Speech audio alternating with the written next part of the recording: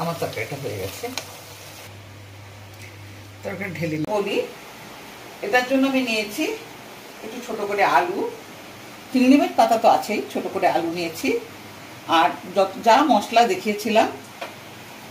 আমি দেখিয়েছিলাম সেটা আমি শিলপাটাতে পেস্ট করে নিয়েছি, নুন, হলুদ আর সর্ষের তেল।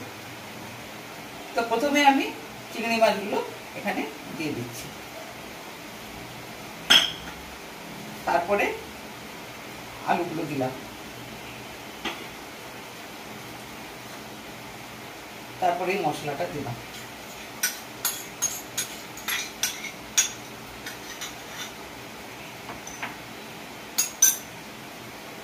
নুন একবারে হিসাব মতো করে আমি দিয়ে দিলাম, পরিমাণ মতো।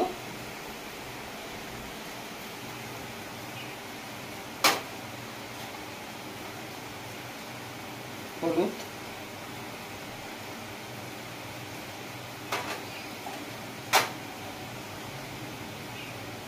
আর সরষের তেল।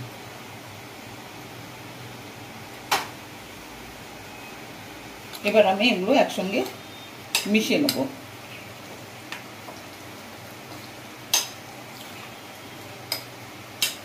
খুব সুন্দর একটা গন্ধ বেরিয়েছে, মানে ওই সব মশলা যে একসঙ্গে পেশা হয়েছে তারই গন্ধ। কড়াই চাপে গ্যাসটা অন করে দিয়েছি, গরম হয়ে গেছে।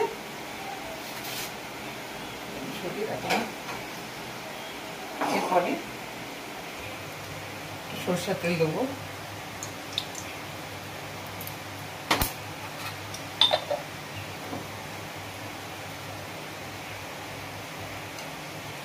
ঢেলে দিলাম আমি এটা।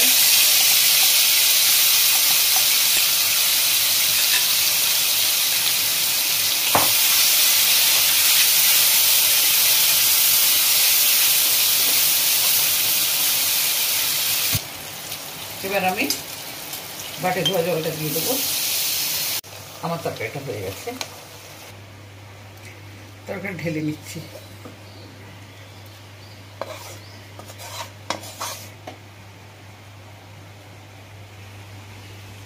তরকারিটা আমি ঢাকা দিয়ে রাখবো যাতে ওর ফ্লেভারটা না বেরিয়ে যায়।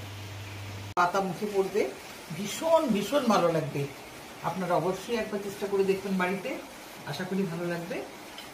আর যদি কোনো নিত্য নতুন রেসিপি জানতে চান তাহলে অবশ্যই আমাকে কমেন্ট বক্সে লিখে জানাবেন। আজ এই পর্যন্ত, ভালো থাকুন, সুস্থ থাকুন, নমস্কার।